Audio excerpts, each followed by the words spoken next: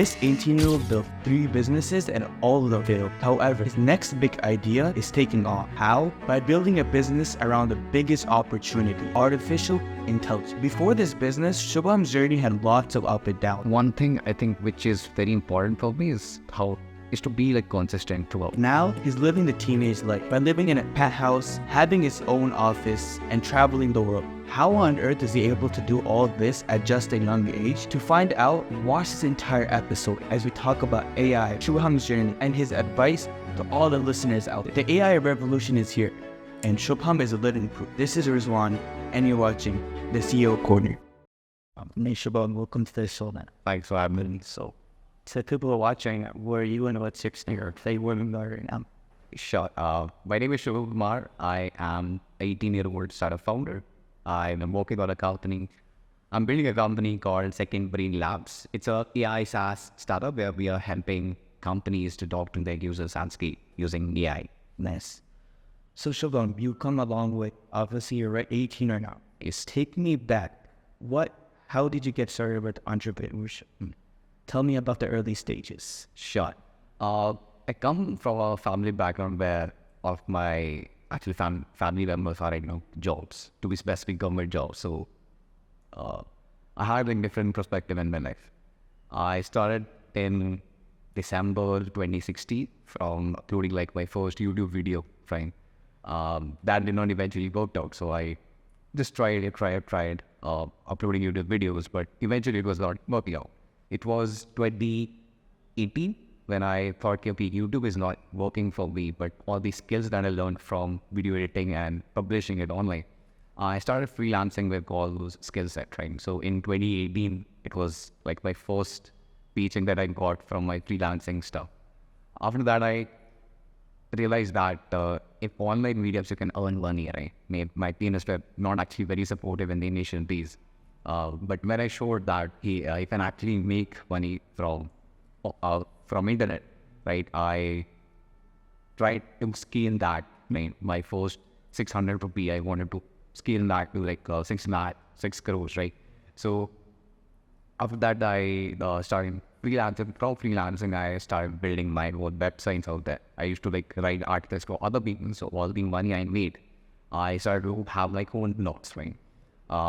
And it was 2019 when my blogging business also literally made me a lot of money. So my first blog actually made me $100. So I just replicated that same blog into 10 other things. So I made dozens of online websites out there.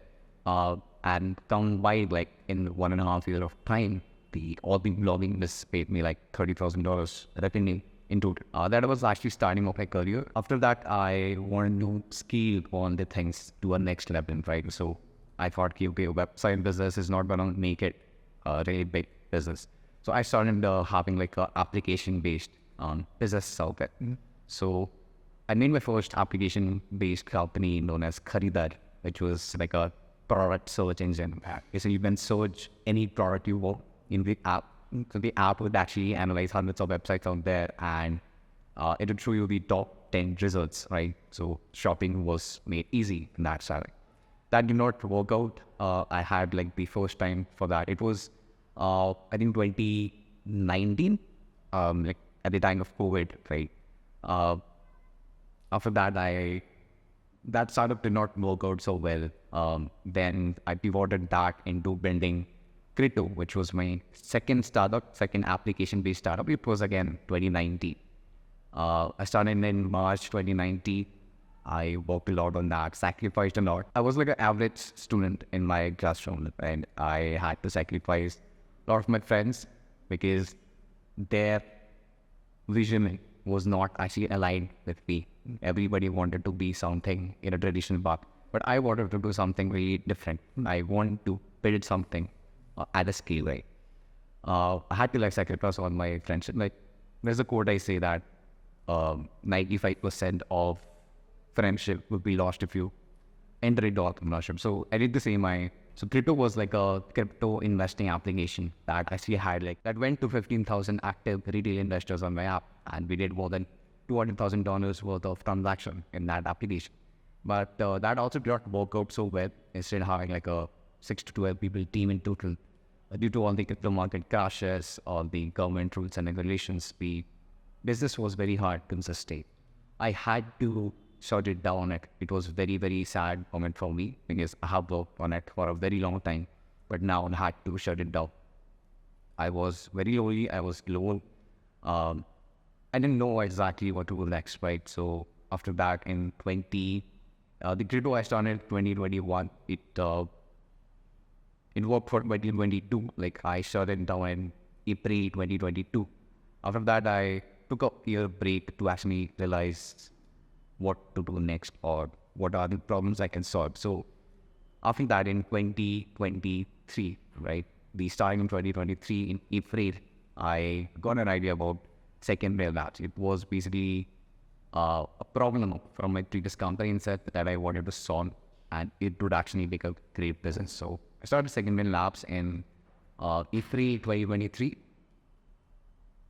I shifted to Bangalore, exactly 14th April 2023. And it's been like 8 months now, and we have grown like 6 people team. We have raised a pre-seed.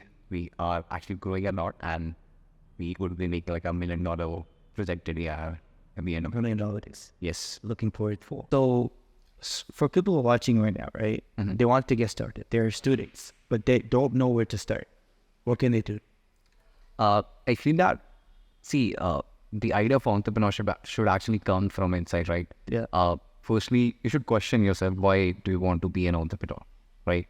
If you want to really start a business, right? Firstly, I think just observe the world around you, right? And try to sell something. From starting, you just try to sell something, right? Because business is all about selling. Start with selling. Maybe you could sell some digital products. You could sell your freelancing services and all, right? So just start with that. So I think if you want to really enter into entrepreneurship, you should start with the basic, that is selling something at least either online or offline. Okay. So now let's talk a little bit about AI, right? People are worried the AI is going to take over their jobs and whatnot. Is that true? If so, what can people do to protect themselves? Yeah, sure. So AI definitely gonna take a lot of jobs, but the one who is secure should actually be the one who actually upgrades themselves on a day-to-day basis, right? Okay. For example, if in our company itself, right, we use AI a lot to basically not take away jobs of other developers, but whoever working with us, right, they should be much more productive, right? We should not actually spend 10 days to do a simple task. Using AI, we could like shorter that time from a week to say we could just finish in a couple of days, right? So I think if you really want to be very relevant into the space of AI, you actually need to basically be very, learn every day, right? Yeah. Make yourself advance every single day. Now let's talk a little bit more about secondary, right? What exactly is the problem that you're solving? Right. So in a previous company, right, crypto, one thing we actually noticed, right, when we were having like 10, 15,000 user base, we were not able to actually talk to users, right, in order to get feedback and everything like that. Yeah. So the problem identification is actually from there, right? We wanted to talk to users. So I used hell lot of every tool out there present.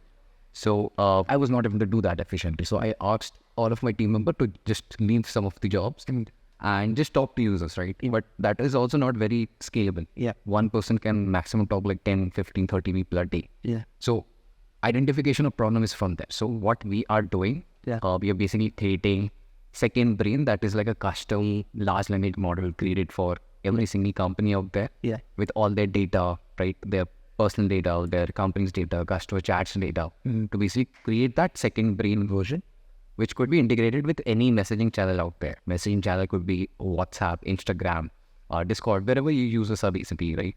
And using that messaging channel, using a product or the dashboard, you can actually control that second brain. So it can actually reach out to the user, initiate the conversation, and interact with them based on any objective that you have, right? If you want to do a sales survey or support, right, you could just through the dashboard, you can do all those stuff. So interacting with users or customers at scale in a very efficient manner, at a very scalable manner, that is what we are building at Secondary Labs. Awesome. Has this idea been effective? If so, How effective has it been? Yeah, sure. So we have like a very interesting thing on it. So the first post that I did Yeah. about second mil labs on LinkedIn, right? It actually went viral, pretty viral, right? We got like more than 115,000, 1,500 plus reactions on my post, and the post went to like lakhs of impressions. So we got like more than 100 plus startups joined our waitlist. Currently, we also have a lot of those companies. We have like launched this product as MVP. Now we are again launching this product in January. So we gonna have like a much more traction in coming few months. What is expected revenue that you're expecting to make? And then talk a little bit about investments and that sort of stuff. We recently reached a pre-seed round, which is also from one of the top leaders of Infosys, Microsoft, and companies like that, right? Yeah. Talking about how much the business potential we have. So we already have those 100 people waiting for our product, right? And if you also check all those 100 companies, right, the portfolio of those companies, they are backed by some of the top VCs out there. So We give some examples. I'm not allowed to disclose any name right now because we are early stage, we're working in a stealth mode. But when we launch this product, right, this would actually be adopted by lots and lots of customers out there. We have the projected revenue to reach $1 million ARR by the end of this year. Awesome. You're 4 years into your entrepreneurship This, journey. What has this journey taught you? Obviously, you've been through a lot of up and downs, a lot of rejection from investors because of your age and whatnot. What has this entire journey taught you? right. How about to see a lot of peaks, right? And also very lot of downfalls in my like last 4-5 years of my entrepreneurship journey, right? So one thing I think which is very important for me is to be like consistent throughout. A lot of people, if they fail, they just drop out, right? They leave that thing and start to work on different things. But I was actually consistent for the last 4-5 years, right? That consistency actually made me a lot of experience, made me a lot of connections with really great people out there in the industry, and that actually helped me, is also helping me in my like current venture and everything. So I think consistency is the best thing I have learned. Consistency. And also how to handle the downfalls. And whenever, see, I have that philosophy that anything that I start, I just think that I'm going to fail at that, right? But if I succeed on that, that's something like a positive thing I get. So by default, like I have that mentality, okay, this is going to fail because 9 out of 10 startups fail, right? So I think that, okay, this is going to fail. So I have like a very minimum expectation. But when I outperform that expectation, that really gives a lot of fight. Awesome. Last question. Yeah. What is your one message? If you can just give one message to our viewers right now, what would you give? Okay. I think, start hustling, right? Just don't think that your college or your school or your education system would give you like a much more ROI, right? Just try to explore a lot of things out there, right? At this young age, what is best is you can even work like 18 hours a day. Like that's mentally you can actually perform that well. My co-founder is like 16 years old. I'm 18 years old, right? We can handle a lot of failures at this point of time. So I think start young. That's the best thing that you could potentially make.